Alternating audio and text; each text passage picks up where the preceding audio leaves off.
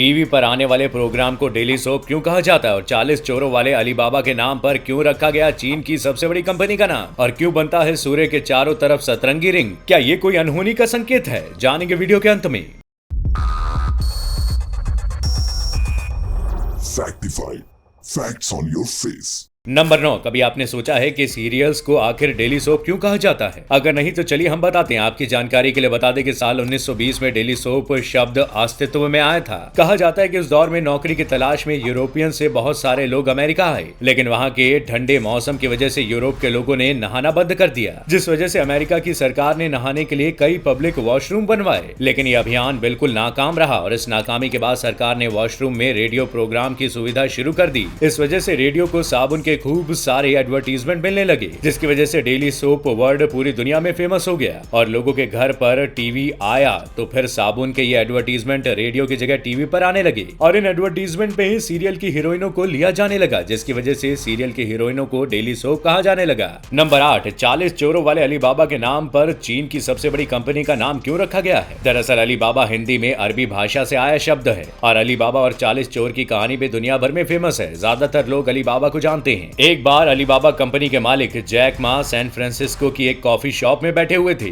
वहीं उनके दिमाग में ये नाम आया, जिसके बाद उन्होंने वहां बैठे लोगों से पूछा कि ये नाम सुनकर आपके दिमाग में क्या आता है? लोगों ने कहा खुल जा सिम सिम। असल में अलीबाबा लोगों को फायदा पहुंचाने वाले व्यापारी थे और अलीबाबा कंपनी का भी यही मोटिव है। जैक मा का मानना है कि अलीबाबा के खुल जा सिम सिम कहकर खजाने खोलने वाली खासियत उनकी वेबसाइट में भी है, इसी वजह से उन्होंने इस कंपनी का नाम ये रखा है। नंबर 7। दोस्तों, क्या आपको पता है कि चाकू के मुकाबले पानी की एक धार कितनी तेज हो सकती है? अगर पानी को ज्यादा फोर्स के साथ एक पतली धारा में पाइप से बाहर निकाला जाए तो उसकी धार चाकू से भी तेज हो जाती है। वो धारा इतनी तेज होती है कि किसी भी फल को काट सकती है, यहाँ तक कि वो किसी लोहे की बनी चीज को भी 2 टुकड़ों में काट सकती है। ये बिल्कुल किसी लेजर लाइट की तरह काम करता है। 1560 के दशक में खोजी गई वाटर जेट तकनीक को अब कटिंग के लिए जगह जगह इस्तेमाल किया जा रहा है। लेजर कटर के उलट पानी से काटी जाने वाली चीजों को नुकसान नहीं पहुंचता। वाटर जेट कटिंग में गर्मी पैदा नहीं होती, जिससे देखना और समझना साइंस का रोमांचक खेल जैसा लगता है। नंबर 6। एक ऐसा आइलैंड जहां सिर्फ गुड़िया रहती है और ये गुड़िया नॉर्मल नहीं है, ये डरावनी गुड़ियाएं हैं। मैक्सिको के गुड़ियाओं के इस आइलैंड में जाकर अच्छों की बोलती बंद हो जाती है। जिधर नजर डालिए केवल भूतिया गुड़िया ही दिखेंगी। यहाँ हर जगह पेड़ों पर गुड़ियाएं टंगी हैं। कहते हैं कि इतनी सारी गुड़िया यहाँ डॉन जूलियन नाम के शख्स ने टांगी थी। शहर से दूर जूलियन यहाँ अपनी बीवी के साथ रहता था। एक दिन उसे नहर में एक बच्ची की लाश मिली।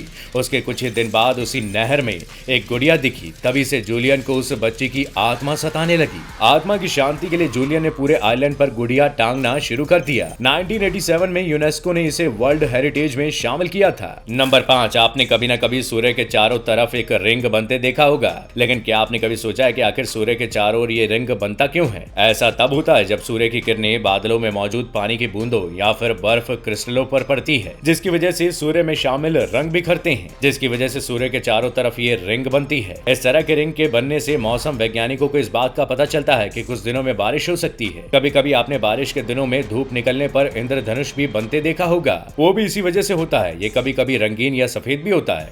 इनमें से कई सूर्य या चंद्रमा के पास दिखाई देते हैं। वैज्ञानिक भाषा में इसे सन हॉलो कहा जाता है। नंबर 4। फ्लाइट में अक्सर सफर करते वक्त मोबाइल फोन को स्विच ऑफ करने को कहा जाता है। तो कभी आपने सोचा है कि ऐसा क्यों कहा जाता है? दरअसल मोबाइल ऑन रहने पर मोबाइल फोन और टावर के बीच ट्रांसमिशन होता रहता है। ये रेडियो सिग्नल की वजह से फ्लाइट में मौजूद इक्विपमेंट, सेंसर, नेविगेशन और कई तरह के सिस्टम मौजूद होते हैं। अब फ्लाइट में ऐसे इक्विपमेंट लगाए जाते हैं जो रेडियो फ्रीक्वेंसी पर असर नहीं करती, जिसकी वजह से मोबाइल फोन को फ्लाइट मोड में करने को कहा जाता है। एक रिपोर्ट के मुताबिक 2000 में स्विट्जरलैंड में और 2003 में न्यूजीलैंड में जो फ्लाइट क्रैश हुई थी उसकी वजह मोबाइल फोन ट्रांसमिशन को माना गया था। बता दें कि चीन में फ्लाइट में फोन ऑफ न करने पर फाइन लगाया जाता है। नंबर 3। दोस्तों, आपने 3 इडियट के वायरस को तो देखा होगा, कैसे वो दोनों हाथों से लिखता है। इस दुनिया में ऐसे कई हुनरबाज लोग हैं। इन दिनों सोशल मीडिया पर ऐसी एक लड़की की वीडियो खूब वायरल हो रही है। इसके इस हुनर को देखकर हर कोई चौंक गया है। ये लड़की दोनों हाथों से लिखती है। वीडियो में देखा जा सकता है कि लड़की कैसे दोनों हाथों से बिना किसी परेशानी के लिख रही है। इस लड़की का नाम आदि स्वरूपा है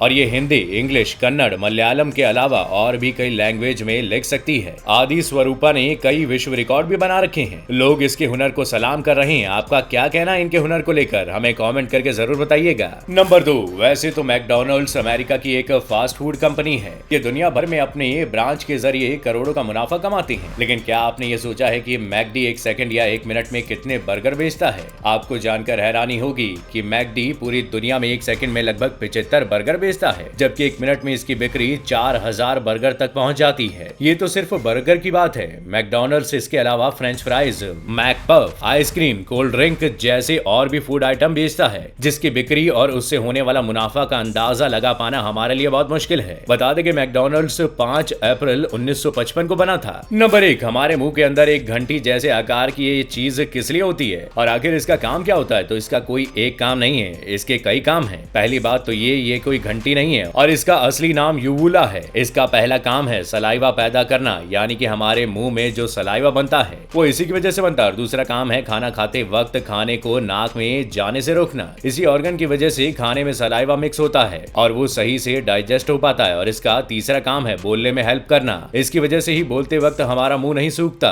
और इसी की वजह से ही सोते वक्त हम खर्राटे भी लेते हैं, क्योंकि जब हम मुंह खोल कर सोते हैं तो नाक से आने वाली हवा और इससे टकराती है, जिसकी वजह से खर्राटे वाली आवाज सुनाई देती है। दोस्तों, आज की वीडियो में बस इतना ही। वीडियो कैसा लगा हमें कमेंट करके जरूर बताइएगा। वीडियो को लाइक और शेयर करना ना भूलें और ऐसी मजेदार वीडियोस के लिए चैनल को अभी के अभी सब्सक्राइब जरूर कर दीजिएगा।